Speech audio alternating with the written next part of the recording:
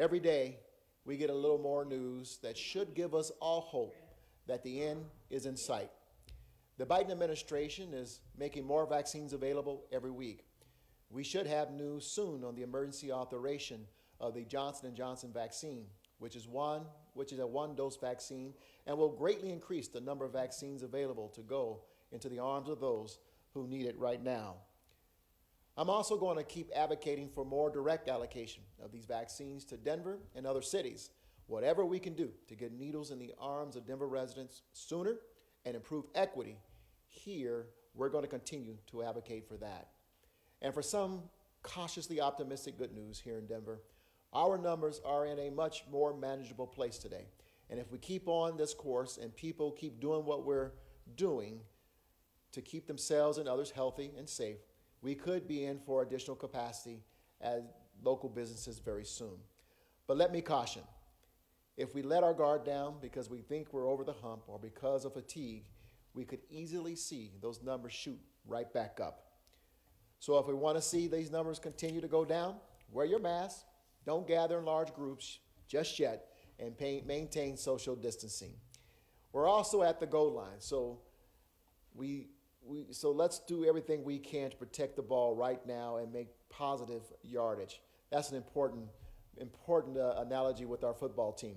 On the vaccine front, with more and more doses being distributed every day, we're planned and prepared to support wider and more equitable distribution when it's available in a 3-tiered system. And I want to share that with you right now. Our first tier is to support the community health system, such as our hospitals and community clinics, with their logistical needs for sites located here in Denver. The second tier will be to establish fixed neighborhood vaccination sites, like the one you saw last week in Mount Bello, to support those residents in unserved neighborhoods and provide equity in vaccine distribution. For an update on this, we are formalizing the partnership now with the State Public Health Department, 9 Health, and Safeway to establish our 4 additional fixed community sites. And we should have that completed within the next couple days so those sites can get up and running. And our third tier will be deploying mobile vaccination teams to reach those residents who don't have access to receiving the vaccine but are eligible to receive it. I want you to know this isn't a prioritization list. We want to make sure that we're working on each tier simultaneously and as effective and efficiently as possible to reach as many people as possible. Of course, with me today is Bob McDonald, our Public Health Director, who will provide more on this plan here shortly.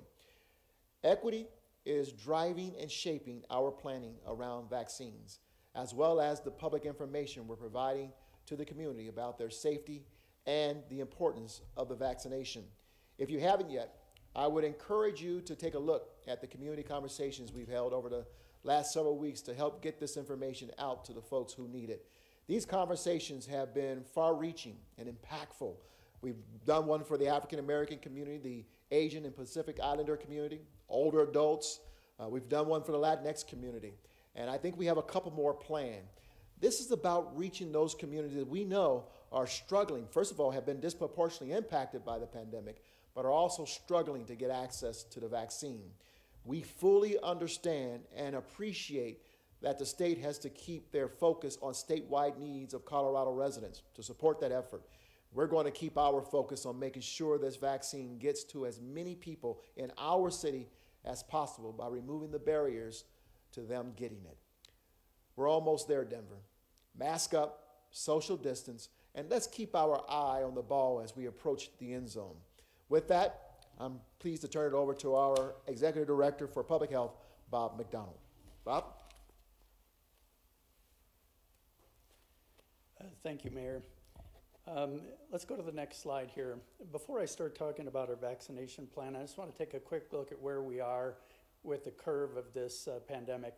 You can see the spike that we saw back in the later part of November and how much it's dropped in the last couple of days, or the last couple of months. But take a look at the tail end of that curve. You'll see that numbers are starting to tick up. Now, I've said before in previous updates that the last few days you have to take with a grain of salt because that will be reconciled during the reporting process and data cleanup. But as I look at the day-to-day numbers, They are ticking up slightly. Now, I want to say this, and I can't stress this enough. We, in the decisions that we make, we are going to be driven by data. I'm often asked this question, are we opening up too soon? Are we opening up things too quickly? We have variances that will soon be proposed, pilot projects. We have variants of the initial virus. We're going to be driven by data. If it was just a matter of keeping case numbers down, that would be easy. Let's keep everything closed, right? Lock everything up, everyone stay at home.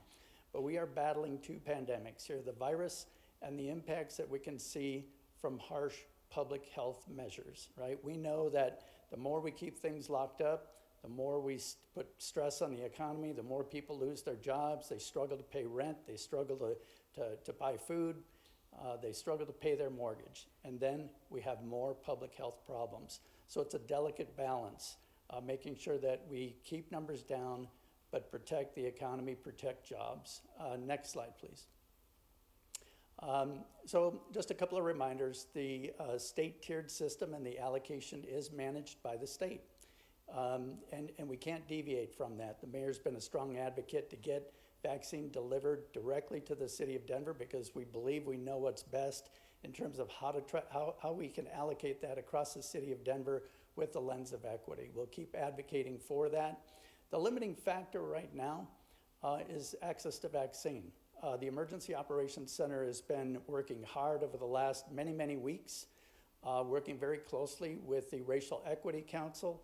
A Deputy Chief of Staff under the Mayor, Aaron Brown, has been deployed to the Emergency Operations Center to make sure that every decision that is made at the Emergency Operations Center is done with the lens of equity. Next slide, please. Quick update on where we are with the number of people that have been vaccinated with 1 dose, 2 dose, and both doses. The one that stands out to me the most, I believe, is the orange line there. The number of people that have been at least vaccinated with 1 dose. And I say that because regardless of the vaccine, there's data that shows even the first dose provides a good measure of protection. We still need to be diligent with the Pfizer and Moderna vaccines. We need to make sure that you get that next dose scheduled. But the quicker we can get at least 1 dose into everyone, the better off we're going to be. Next slide, please. As I said, equity is the foundation for everything that we've done. We did this with our testing plan. We mapped out where testing was occurring, and we did that intentionally so that we could wrap a testing model around that, focusing on areas where there wasn't enough testing happening. And in the next slide, you'll see depicted in a different way how we do see some racial disparities with who is being vaccinated. This data is pointed out to me almost every day. But we worked very closely with our partners at Denver Public Health to develop this data, and we did that intentionally so that we could build an equity model around the disparate data that you see here. We're very much aware of this, and it's the very reason that the Racial Equity Council, and again, every decision in the EOC is made with this data in mind. Next slide, please. We are taking this and been working very hard over the last couple of months to build this vast network of locations that everyone can get to with pharmacies, clinics, and we'll talk about the sites that the city is standing up, static testing sites. I have nothing against, I'm often asked this question about these mobile sites that stand up for a day or two, the drive-through sites. They do a lot of great work, but we need to do even better than that. We need to stand up static testing sites where people can go when convenient for them, and they can rely on those sites being there during the duration of our vaccination phase. Next slide, please.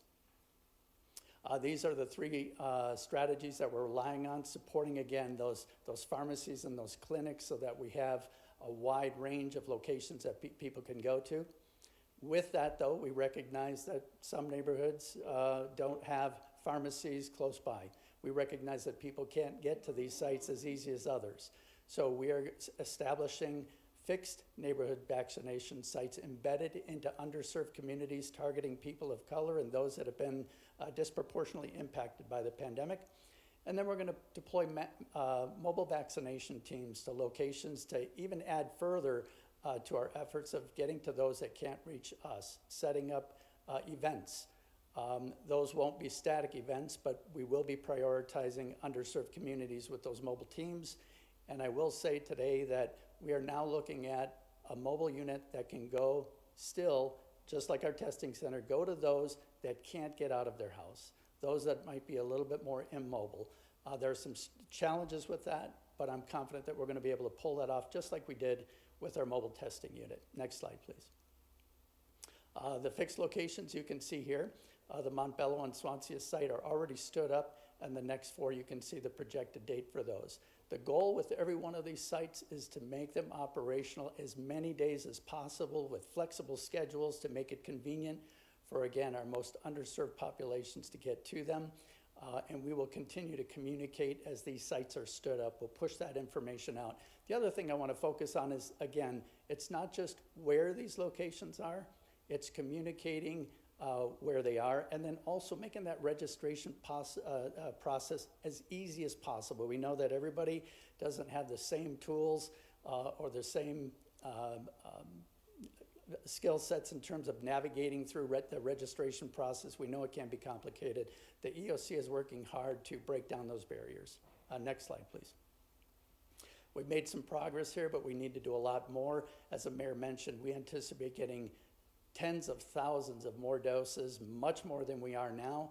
And the infrastructure, by the time we get those doses, the infrastructure that we've talked about this afternoon will be in place so that we can get the vaccine to everyone and get it to them efficiently and timely. Next slide, please. Until then, we need to stay the course. As I mentioned this before, this will be the last thing that goes when we pull ourselves out of the pandemic. You do not need to wear 2 masks, okay?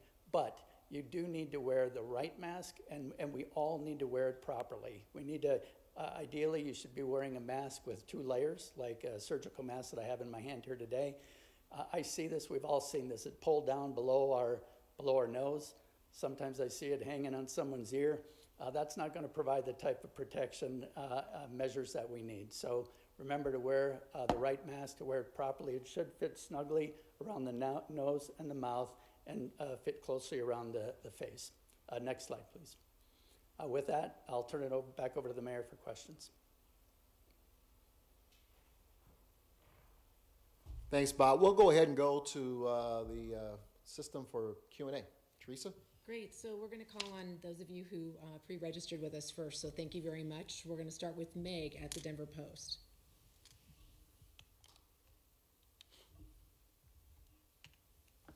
Meg, do you have a question? We'll try again in a minute. CB from Denver 7. And you can *6 to unmute.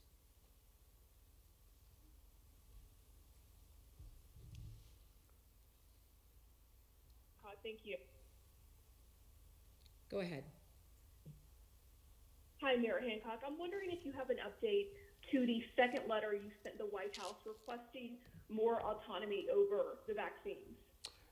Not today. I did get notice that yesterday that the White House has reached out and wants to communicate with me, and so we'll make that happen in short order, and then hopefully after that we'll make sure you get an update. We understand this is a very difficult request, and the White House and the state are trying to do everything they can. Supply is a big issue, as Bob has pointed out, and as you have seen with a lot of the news coming out of the White House.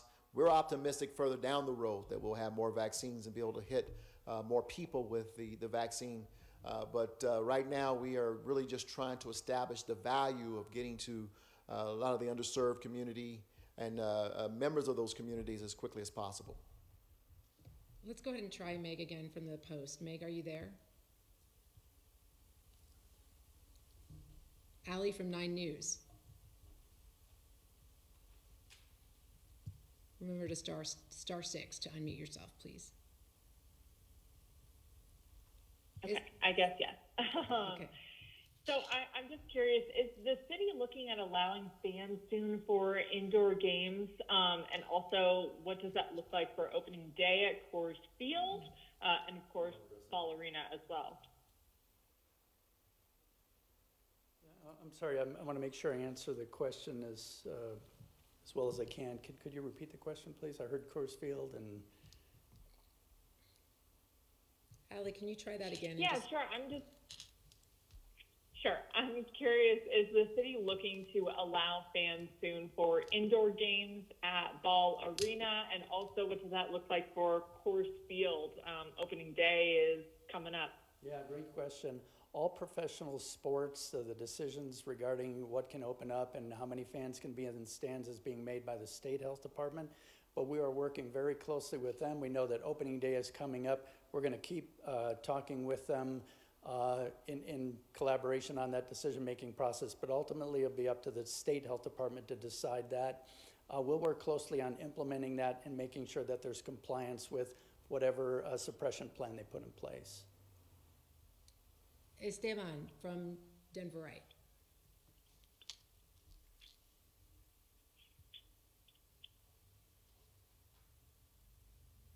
I don't know if you dropped off, but go ahead and star 6, Esteban, if you're there.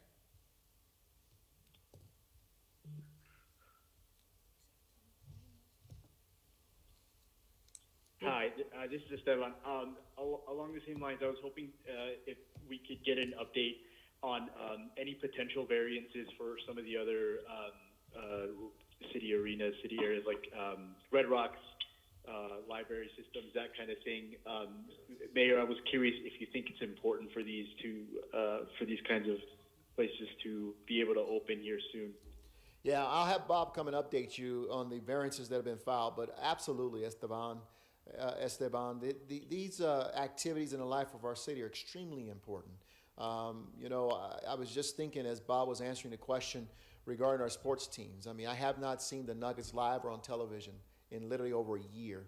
One, because of the conflict with their contracts, but also because we can't see them in person. That's an issue because they unite our community. They bring us together. They give us a common objective to root for.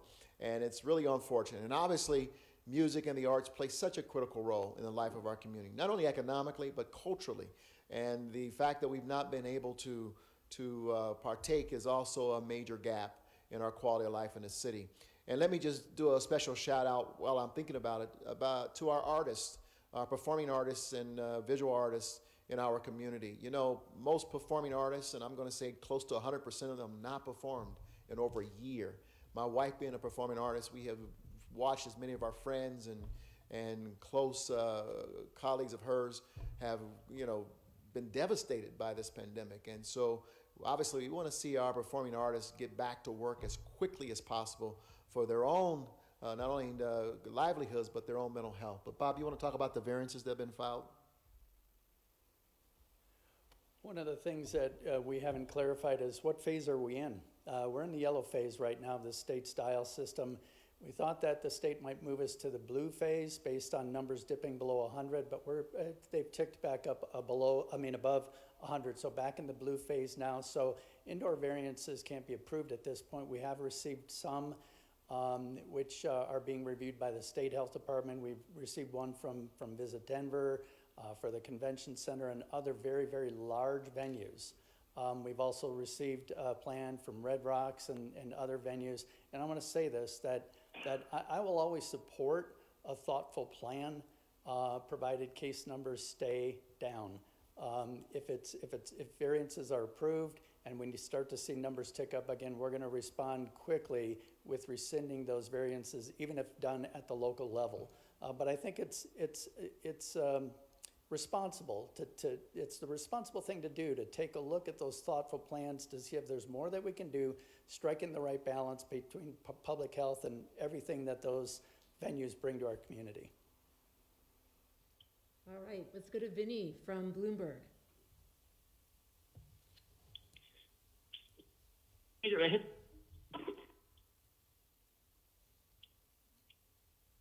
Hello, can you hear me? We've got you. Go ahead. Thank you very much. Hello, Mayor Hancock, Mr. McDonald, Teresa. This is Vinny Dell, Judas Bloomberg. How does Denver plan to deploy the Johnson & Johnson vaccine once it arrives? And will the J&J vaccine be used in the city to target any specific populations? Thank you very much. Well, quick answer to the second question is no. We're not gonna look at these vaccines and target specific communities. The bottom line here is whatever vaccine is allocated to the city of Denver, we're going to use it responsibly, timely, in a thoughtful way, pushing it out as fast as we can. That's the very reason we want the vaccine to go from the federal government directly to the city of Denver. So in answer, I think the bottom line here is that whatever vaccine we get, we're going to push it out as fast as we can, otherwise it does no good. So, but we're not going to target individuals or certain communities with a particular vaccine. Let me just say that to follow Bob's statement, that we started this rescue phase with the vaccine as this North Star, vaccinations, widespread vaccinations, with the commitment that our goal is to get needles into arms as quickly and as diverse as we possibly can throughout this city. And so Bob's point is right on with regards to that objective. All right, we have John at Axios, and I had to mute a couple folks, so go ahead and star 6 when I call you out. John?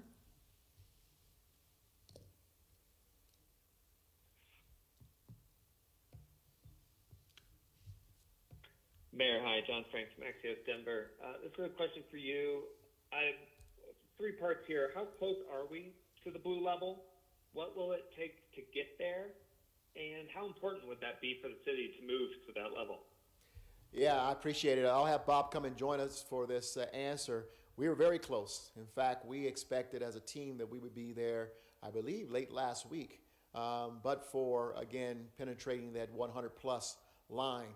So we're very close as a community. I think it says something about the people of the city, how close we are. And it means an awful lot, obviously, increasing the capacity of the public venues and again, continuing to improve the balance of safety and the economic vibrancy of the city. So it's incredibly important we get there, and we are going to get there ultimately, and I think very soon. But as Bob had pointed out, that the fact that we pierced that line again, we have to start over on the 7-day dial. So I'll let him talk about that. Yeah, so the mayor's right about that. The state's policy is that you have to be in that metric for that phase for at least 7 days. So when you look at the chart that's on the screen now, you have to be under that 100 case threshold for at least 7 days. We were at 6 days and anticipated, maybe being moved into the dial in the next 24 hours or so, and then it ticked back up above 100. So we will have to it'll have to drop below 100, and we'll have to keep it there for at least 7 days to be considered for the blue phase by the state health department. Thanks, John. All right, that's all I have for folks who had got on the line ahead of time. Anyone else that joined us late? Who is it? Hi, this is Meg. Can I ask my question now? Absolutely, Meg. No, I called on you first. Go ahead. I know, but you couldn't hear me. So go ahead, Meg. We got you now. All right. Okay. All right. So at the beginning, you had mentioned about seeing a bit of an uptick in cases the last couple of days, but we're still talking about hopefully going into the blue pretty soon. So are you thinking that's just a blip, or do we kind of have to wait and see if that's anything meaningful? She wanted to know if it was just a blip, Bob, in terms of us piercing that veil again, going back over 100 plus. And let me just reiterate again, Meg, we celebrate city residents and visitors who've done an awful lot to get us into the category, the tier in which we're in today. And of course, the goal is to keep going. And I believe we'll be in the blue soon, as Bob has pointed out, and we'll keep going. The reality is that the bottom line, we control our destiny here. And I think the people recognize that. Businesses recognize it, and they're doing everything they can to get us there and to keep us there.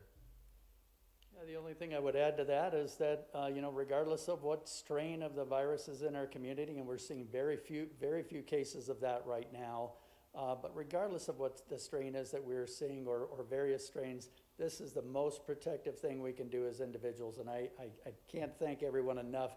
Just the level of compliance that I see at the individual level by a wide range of businesses is really encouraging. That's what gets us under the blue again, and that's what keeps us there. Meg, thank you. Any other journalists on the phone? We can take a couple more questions. Hi. Go ahead. So I noticed that on the list of some of the community vaccination sites, those are rec centers. Any update on when all of the city's rec centers and pools might reopen this spring? Yeah, so we're working very closely with our partners in Parks and Recreation along those lines. You know, it's important to get those rec centers open. We recognize that there's, you know, people are stressed these days. They need to get out and exercise and do the things that we all enjoy. We anticipate that in the upcoming weeks, provided that we stay at the level that we're at or that we continue to drop. We expect that they'll be open in the upcoming weeks. All right, thank you. One more question?